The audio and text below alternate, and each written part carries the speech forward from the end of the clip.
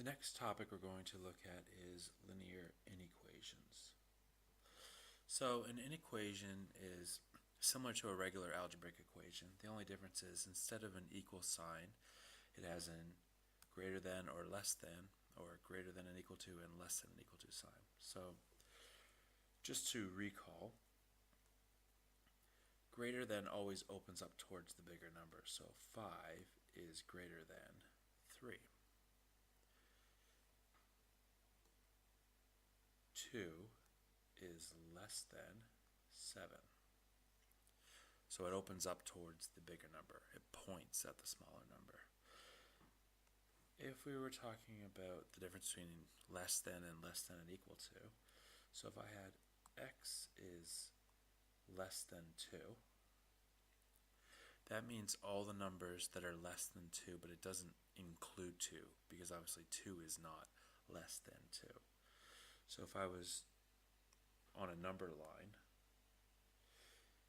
and let's say this was the number 2 right here, then I would have an open hole at the 2, and then would continue with any number smaller than that. So my purple is showing not including 2, but anything smaller than 2 would be part of that set. Whereas if I had x is less than or equal to 2, then that would include 2. So if 2 was right here, then I would have a nice solid point at 2, and it would include that, and then go down from there, like such. And the same thing would be true for greater than and greater than and equal to. So if something's greater than, it doesn't include it, but greater than and equal to does. Now, one special rule with these to keep in mind is any time you multiply or divide by a negative number, the sign switches. So let's say I was solving a problem and I had,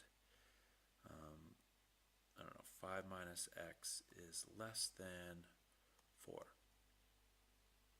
So I would subtract 5 from both sides, so I would have negative x is less than, and 4 minus 5 is negative 1.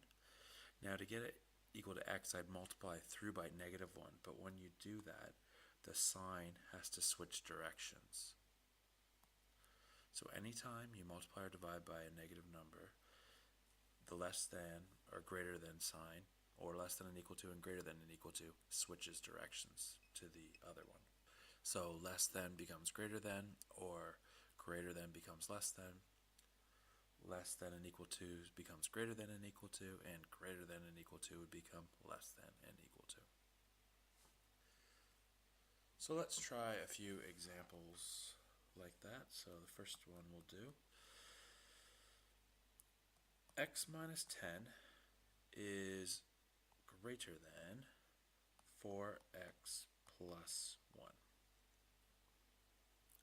So if I want to solve this question, the first thing I need to do is get x's to both sides, and maybe I'll collect it on the right hand side. So if I minus x from both sides, I'd get 3x, and I'll minus 1 from both sides, so that would be negative 11. Divide both sides by 3, so x equals negative 11 over 3.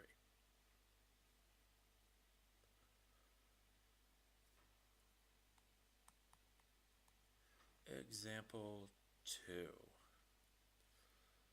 5 bracket 4x minus 3 plus 5 is less than or equal to 3 bracket 6x plus 1.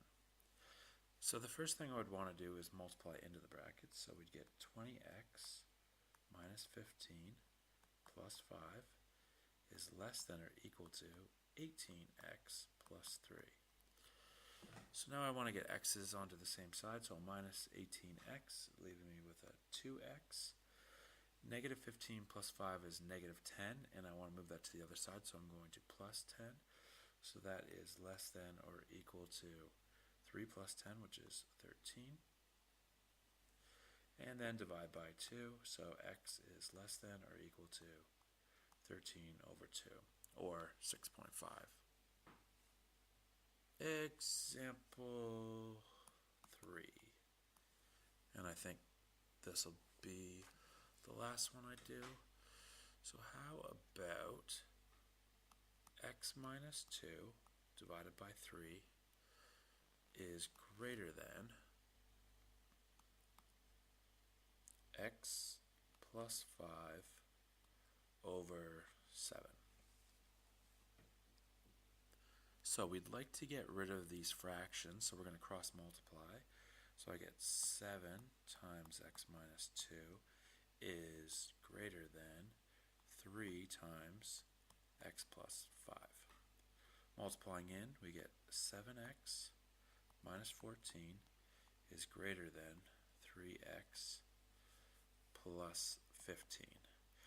And just to show dividing by a negative, I'm going to collect them to the right hand side this time. So 3x minus 7x would be negative 4x, and negative 14 minus 15 would be negative 29.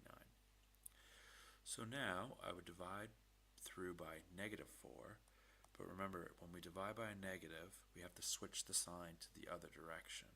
So that gives me negative 29 over negative 4, which would be 29 over 4.